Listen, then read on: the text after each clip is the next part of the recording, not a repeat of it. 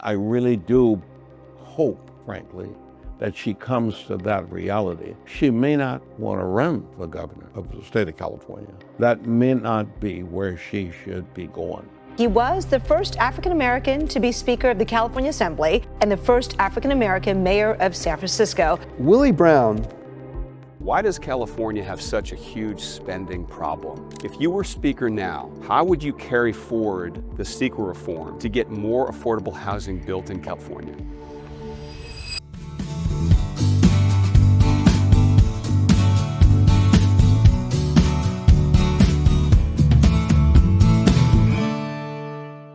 Mr. Mayor, Willie Brown, welcome to State of Gold. Thank you for having me. And since you told me about all these other people you've had an occasion to spend a little bit of time with, for me, this is clearly going to be an okay shot.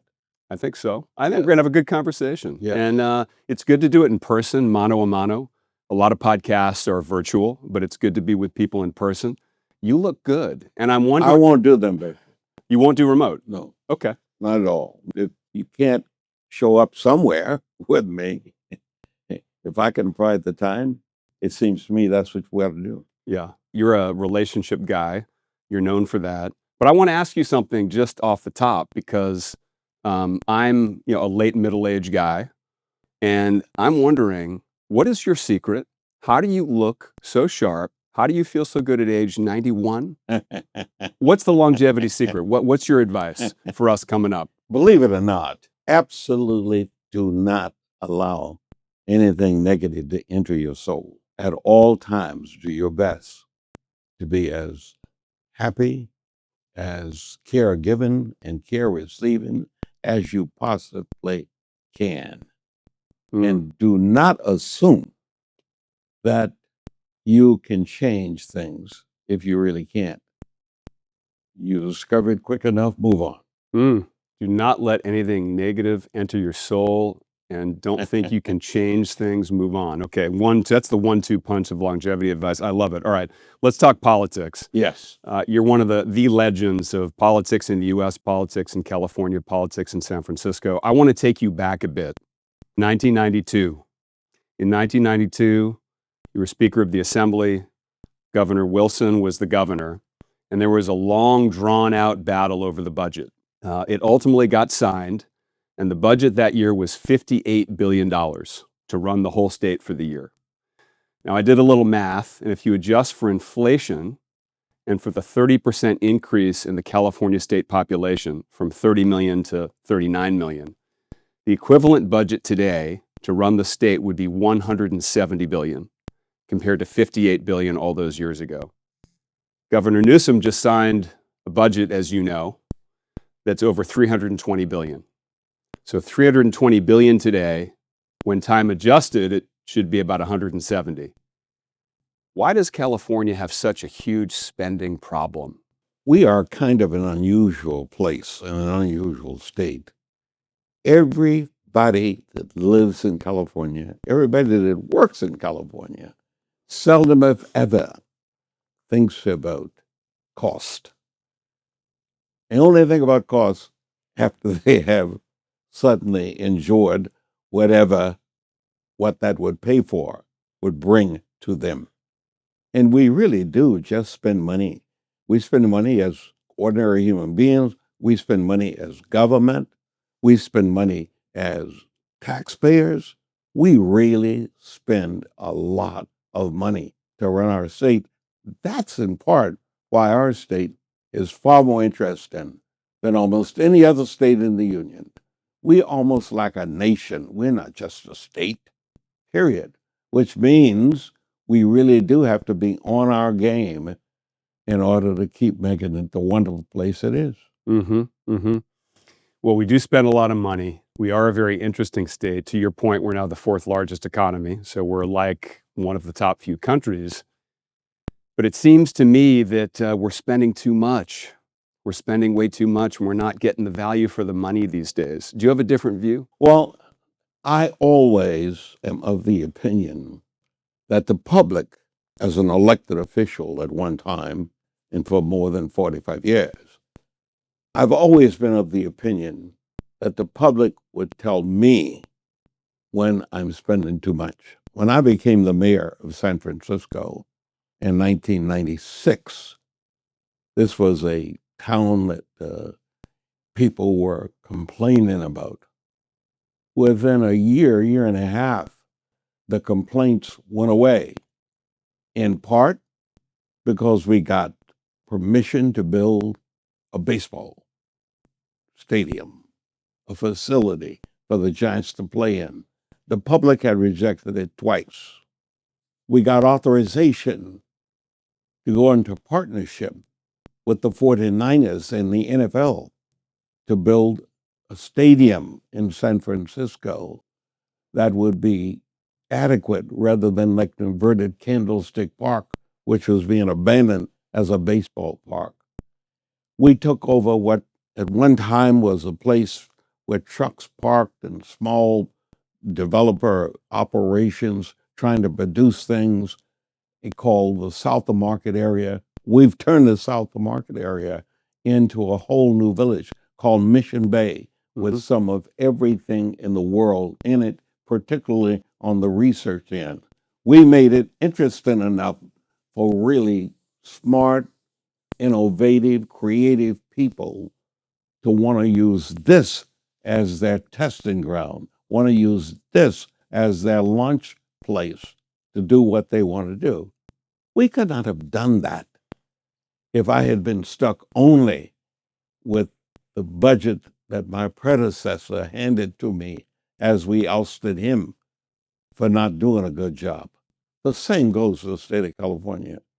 And believe me, Newsom is trying his best to replicate what he tried to do when he succeeded me in 2004 here in San Francisco. And that'll cost us. And we'd better be prepared to justify it. Mm-hmm. Well, you mentioned Governor Newsom. Let's talk about him for a minute. In fact, I believe you called him the most talented politician of his generation once. I see you nodding. Do you stick by that?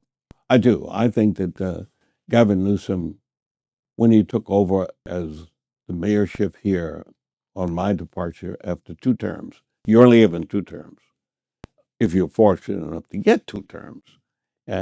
I got 2 terms, and then I set about and designated the guy that I appointed. I appointed him in the world of politics in San Francisco to the Board of Supervisors. It's quite a luncheon place if you really want to do something else. He saw that opportunity. He took full advantage of that opportunity. It's an interesting story because when first elected in 95, I'm running. Newsom was a guy who owned a bar and an eating joint over in the marina, and he was a participant in a space in the Tahoe area. He really was part of the Napa Valley, so to speak, and he wanted to be in movies. That was what he really wanted to do. You want to be an actor? He didn't say an actor exactly. What he said was, when I got elected and I had to appoint 350 commissioners and persons to help me run the city, I went to people who had helped me win. And Newsom had been one of the people that really did that. And he had explained to me that he wouldn't ring any doorbells. He said, I don't do that. He said, I don't do a number of the other things you did to get elected. I don't really want any assignment. But if you really want to know my interests, if you got anything to do with filmmaking and things of that nature, I'd like to be involved in that. That's when I'd put him on the film commission. And it turned out I didn't have a vacancy on the film commission. So I instead put him on the Parking and Traffic Commission. And believe me, he was shocked because I didn't discuss it with him. I seldom have ever discussed what I was going to do with your career and other people's career. You get it in the press. You get it when I make the public announcement. You can turn me down, but you know that would be the last time you'd ever get appointed anything by me. You should not turn me down. He didn't turn me down. As a matter of fact, he really became very much involved in parking and traffic the same way other people had become involved in the port development, in the real estate development, in the growth of places to shop and do things.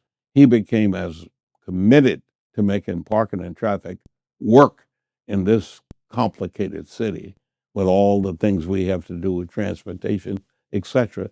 And it was funny because he was learned so much about running things that way in government that it led to his becoming something that he really did not intend to be initially. And he did it effectively all the way to the point of becoming the lieutenant governor, state of California, and then ultimately the governor of the state of California. In each of those cases and each of those efforts, it was almost without any need for him to stretch out. He regularly fascinated the imaginations of people, and he got embraced, and he's still doing that. Mm-hmm. Well, I know you gave him his start, and he owes a lot to you. Do you still talk to him? Yes, I do. I do, if I need to. Or some days he calls and asks me, or he'll call and say, would you do the following for me and for the state? And I will tell him whether or not it makes any sense for me to be doing it, because I don't really want to take away from him doing what he needs to do to continue to progress. Mm-hmm. You know, I asked you if you still talk to him, and I'm not surprised to know that you still do, because I'm curious what advice you would give him on improving his performance with the outcomes in the state. And the reason I phrase the question that way is because we're the fourth largest economy, but for regular people on the ground, Mr. Mayor, for regular people, we're the least affordable state right now, the least upward mobility. We have our homelessness issues. Education, we're in the bottom quartile for the country, despite having the biggest tax base. We're failing our kids. So he's popular with 44% of the state right now, according to the polls, but we're not doing great on the ground with regular people. And I'm wondering if he's asked you your advice on improving the situation for regular Californians, or what advice you would give him. I would give the following advice if asked. I really do think if you are the governor, you need to figure out how to become almost a household word and name for every other elected official at the state level, and in particular for the people who run the large cities in the state of California. And you need to do that aggressively, and you need to do that with flair. He has all the qualities you need to make that kind of an impact on this state. And I'm sure he will. And I'm sure of that because I think he is going to run for president no matter what come 28. And believe me, he only has about 2 years left to become the governor the way he became the mayor. Mm-hmm, mm-hmm. Well, I think there's no question you're right that, I mean, you could argue he's been in a shadow campaign for president for many years. I mean, debating Ron DeSantis on Fox. You know, he's had PACs have been raising a lot of money for him for many years. So I think you're right. I'm sure he will try to get the nomination in 2028. Can we talk about San Francisco, which is, you know, in your heart always, I know? Yes. A new, more moderate mayor, Dan Lurie, just like San Jose has a new, more moderate mayor, and Matt Mahan, he was a former city council member. What's your assessment of how Dan Lurie's doing? You know, on one hand, you walk through your beautiful office complex here, the Embarcadero, and there's a lot of empty retail space. There's a lot of empty space downtown. It's a bit of a ghost town, and yet there's a new hope, right, in San Francisco based on new leadership. What's your assessment of where San Francisco is right now? That's the one component of Daniel Lurie's incredible luck. People are hopeful and they are willing to extend to him the opportunity to put a team together to make their hope a reality. And that's essentially what he is attempting to do, when just a few days ago, after saying in the campaigns for the job, he intended to, on the homeless issue, for an example that you referenced with reference to the state, the city is in the same position. He said in the campaigns he intended to have 1,500 shelter beds. Well, I thought that was a mistake to put it that way, because if you promise, you've probably got to deliver. Well, he now knows that that promise cannot be fulfilled and should not have been made that way, because the business of dealing with homelessness is so dramatically different from what you think until you're in it. Mm. I had that same problem. I actually canceled initially a homeless summit that I talked about when I was running against the incumbent mayor. And I really went after him on the basis of his inability to deal with the homeless issue. I didn't understand that. And I believe that Daniel Lurie found himself in the same position. But he did exactly what I did. When I canceled the homeless summit, he has now canceled any expectation that the 150, 1,500 beds of shelter space, that's not a reality, period. There's something more basic, and that something more basic has got to come from a combination of the mayor, the supervisors, and believe it or not, the private sector. He recognizes that now, I think, and he is focusing on putting that collection of people in the same bin, working full time to address it in a way that will allow him, since he does, as the mayor, has more power than probably any other mayor in a single position in the state of California. This is a powerful mayor's location. A strong mayor city. Much, it's not as strong as it was when I was mayor. As a matter of fact, when I left, some of the people who were here as supervisors tried their best to reduce the power of the mayor. They didn't succeed.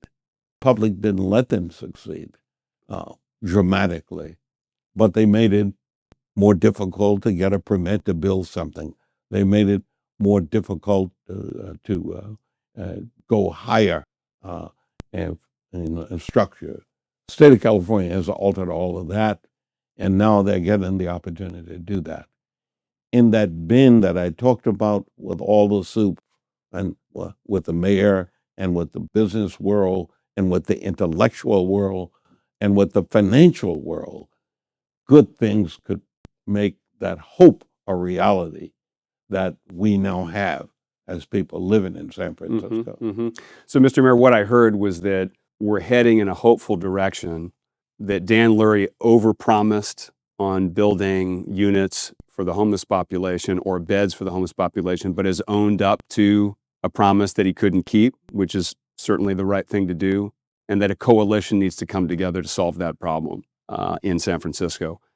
Can I ask you about homelessness on a statewide basis, because you brought it up? We have 187,000 unhoused people in California, which is shocking. Right? We're obviously the biggest state in the union with 39 million people. We have a disproportionate share of the homeless population. Do you think the same coalition of government and private sector is part of the solution on a statewide basis, not just in a San Francisco context? It is part of the solution, but the land mass in California is here, there, and everywhere, so to speak. My conversation on a previous occasion with Governor Newsom, I've suggested that he should become as well-known and as relevant in the central part of California as he is in both of the coastal components of California. He said, if you do that, you may be able to earn the title of Farmer Newsom. And if you become Farmer Newsom, you will then have access to addressing effectively with the people who could provide you with opportunities for land and spaces to do what needs to be done, at the same time provide you with the opportunity for some employment for people who need the employment. Because believe me, you talk to the mayor of San Jose, whom you mentioned earlier, you talk to the mayor of Los Angeles, who's got more homeless people than any other single city in the state of California. You talk to the mayor of Sacramento, you will begin to see the collection of those mayors. They start to exchange with the people who, in the farm community, you could begin to effectively address a part of the homeless problem. And you could do it dramatically. That's very interesting, and I think a very smart observation of partnership between the private sector and government. And listen, right now in the state of California, in terms of our land mass, only 5% of the actual physical geography of California is housing and is urbanized, and 95% is open space or farm. So I think you make a great point. I want to take a quick time out, Mr. Mayor, and tell our audience, if you enjoy this conversation, please subscribe, please follow us so you don't miss another conversation like this great one with the mayor. Can we talk 2026 for a minute? 2026 gubernatorial election in California. It's going to be here before we know it. Another prominent politician named Kamala Harris was a mentee of yours over the years. If I were a betting man, I'd say she's going to run for governor of California as her next move. Given everything that's come out, all the revelations around the Biden administration, her part in it, Jake Tapper's book, what advice would you give Kamala Harris right now? Well, I've gotten in real trouble giving Kamala Harris advice. And I said that, frankly, kind of with a smile, because she is bold enough, tough enough, and well-informed enough. If she would utilize that talent, she would not need a person like me giving her advice, period. She would be doing what needs to be done, as Jerry Brown did when he came back for his second 8 years. Jerry Brown really did do a good job, and it was almost like a dictatorship. Kamala Harris, like Mr. Newsom, needs to understand early on that that's going to be a cornerstone if you are to be a successful executive head in the state of California, just as you would be if you were in a private sector person. For an example, I believe it's the widow of Steve Jobs and a few of her colleagues. Lorraine, yes. Lorraine is talking about up in Solano County, literally creating a whole new city. That's a challenge that no one else is paying attention to. Kamala Harris does something similar in her quest to become governor. She may get there.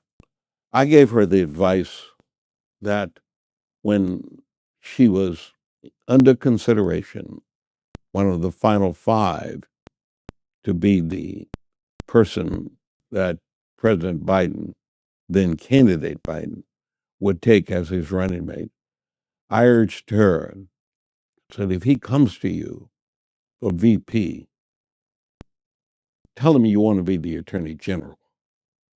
Because from the Attorney Generalship, you may land where you, I suspect, are most talented, and that's the Supreme Court. and you could easily end up being Chief Justice of the Supreme Court with your real talent. I think she stopped speaking to me as a result of That, Mr. Mayor, let me stop you there. That's very interesting. So your observation, knowing her over a period of time, is that her talent was to stay in her lane as an attorney general, potentially of the United States, not as an executive or on the executive track. correct. Interesting. Now, And particularly where you are second tier. Mhm. Yes, the vice presidential job is a good one. You don't pass that up if you're a politician, usually, because it could lead to your next step if that's where you're really headed. And that's where your talent seems to fit. I do think people running for public office really ought to fit eventually where they are trying to land. Mm. And I really do hope, frankly, that she comes to that reality. She may not want to run for governor of the state of California. That may not be where she should be going. I think it's going to be difficult for her to win that job. I think that the quality of some of the other people, and you have the lieutenant governor thinking about it, the president pro tem of the Senate out of San Diego at one time thinking about it, a woman who was controller was thinking about it, Betty Yee. There is just the current superintendent of schools for the state of California is thinking about it.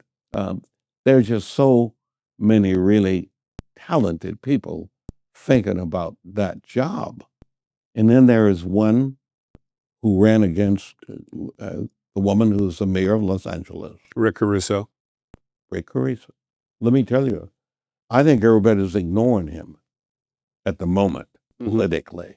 And I think the press may be ignoring him. That is really a talented guy. He is a talented guy. He's a great executive potential. And I think in this day and age, when the public is looking for somebody that represents not yesterday, for somebody who is fresh and relatively new, for the 39 million people, he is exactly that. Well, Mr. Mayor, I want to interject. I completely agree with the direction you're going, and not to continue to talk about Kamala Harris, because there's lots of opinions about whether she'd be a good executive, and I certainly have my own. But I think California, given all of our challenges, does need a new direction. And I think that the machine that's been running California, I mean, if you just look at the public sector unions in the state, they're raising and donating $1 billion a year. It's amazing in one state.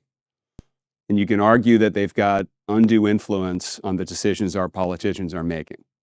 Despite the fact that unions should do whatever's in their interest, politicians ultimately make the decision. So I agree with you, we need new blood. Before we close, Mr. Mayor, can we talk about a couple other big issues in the state? I'd love to get your view. As someone who was, heck, if you weren't term limited, maybe you'd still be speaker. Oh, no question. I know you said that from your mouth. There's no question. But let me I'd still be speaker. Let me ask you this. I know I'd get a lift out of you with that. Let me ask you this. Take the issue of housing. So major positive step forward with CEQA reform. I'm not a fan of Governor Newsom personally, but I give him credit that he used his authority as governor and leverage with the assembly to get CEQA reform done to then sign the budget. Credit to him. We need it. If you were speaker now, how would you carry forward the CEQA reform to get more affordable housing built in California?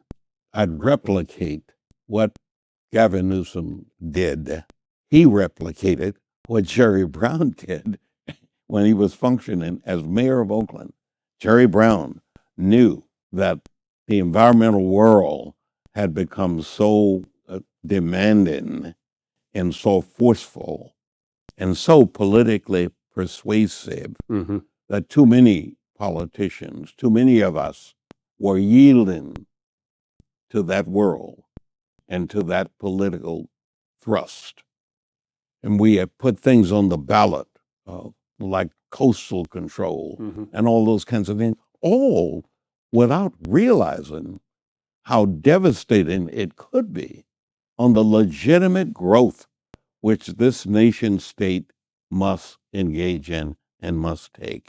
Jerry Brown does it for his city, Oakland. He simply ignored all the rules and allowed himself to be subjected potentially to lawsuits. And he didn't mind it at all. He was willing to do it because he had already reached the age where he was doing what he should have done when he was the first governor in the late 70s, early 80s. He didn't do that, and he now knows that he didn't do it. So for all practical purposes, he was fresh. He didn't let organized labor take control of what he was doing. He didn't let the business world take control of what he was doing. He exercised the power of the governorship, and that's a powerful position.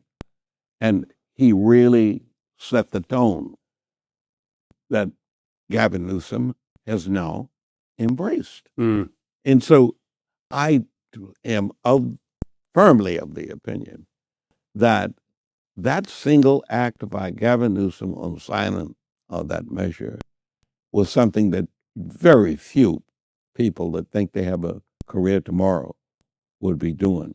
Well, Newsom did it, and it has now enhanced his potential for what he really wants to be, and that is 1600 Pennsylvania Avenue.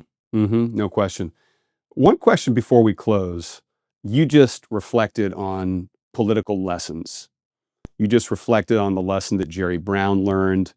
If I had to summarize it, it's if you have a vision, use the authority of your office to pursue it, even if you're going to break some china. What's the biggest political lesson, Mr. Mayor, you've learned in your career?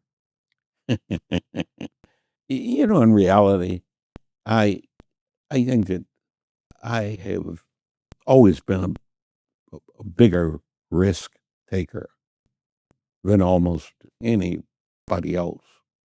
I saw the need when I got first elected to the legislature. I saw the need to include all 80 members in the House in the decision making, all 40 members in the Senate in the decision making. Notice I didn't say Republicans or Democrats. I said members. And that's what prompted my being elevated as Speaker in 1980 and to serve twice as long as anybody else ever in the history of the state of California to date, of 14 plus years. No one's ever served more than 7 years, no matter who they were. Honor genius, the whole group of folk who had the job of the speakership, but they never fully understood it enough where it became subject to risk for achievement. Example, risk for achievement, worked out a deal with George Duke Majan, a Republican governor, to sign 2 significant pieces of legislation totally needed. One ultimately got Mandela out of jail and changed the whole world when it comes to that kind of an operation, the divestment issue of doing business and using pension funds for anybody doing business with the apartheid regime of South Africa. Second, the first state to produce a ban on assault weapons. George Duke Majan, a Republican governor, signed those things. Each of those he signed. Great risk taken on his part, equal risk taken on our part, because we had to entice him on how we wanted to work as a member, not as a Democrat, as a member, not as a Republican, because I had done what's never been done since and had never been done before. I got elected by more Republicans to the speakership than Democrats. For the 41 votes required, I got 51 votes the first time in pursuit of that job. 23 of them were Democrats. 28 of them were Republicans, many of whom I had never met before they signed on. They were so interested in somebody actually following the rules. Risk taken for me because the Democrats, the majority of the Democrats, and there were 48 of them in the House at the time, 25 didn't vote for me. I got only 23, and they really thought it would be the end of my career. That was a risk that I took because I wanted desperately to have all memberships participated in how to run the state of California, not based on anything other than their having gotten elected, and they were entitled to that consideration, not because they were Democrats or Republicans, but because they were members. That were risk taken. I took the risk, and I won it. And to this day, my whole career has been shaped that way. I view my world of politics as being always innovative, creative, and far thinking. And I'm still that way at 91 years of age. Amen. I want to close with what you just said, which is so important in today's politics. I don't know if a speaker today, given politics today, could do the same thing. Do you? Oh, no, I think if a person becomes a candidate for the speakership, that person better have something other than yesterday in mind. And believe me, when I spent hours and hours and hours of doing the job, it meant that not unusual for me to eat dinner in Tulare on Saturday night rather than at Kokori in San Francisco on Saturday night, because I literally wanted to be a part of everybody's life, and I wanted them to be a part of my speakership. And the mayorship in San Francisco, I discovered early on that the people really didn't know who the politicians really were. They may read a little bit about them, a little bit about here and there. But the first Saturday in every month, 7 a.m., I opened the door of City Hall. I opened the door of the mayor's office, and anybody could come in for 10 minutes and chat with me directly about anything on their minds, period. And I had the people who ran the various agencies of government tied in their own home, waiting for a telephone call in case the conversation was about their department. That kind of contact builds the kind of a relationship that will allow you to exercise the power and achieve the goal, because you will be demonstrating the quality that many politicians don't have. You have to listen. If you can develop the business of listening as a politician, you're going to be successful at executing the job. Listening, relationships, and getting out there and being with people. You said it so well. Mr. Mayor, thank you so much. I enjoyed this conversation. Pleasure to be with you. Thank you.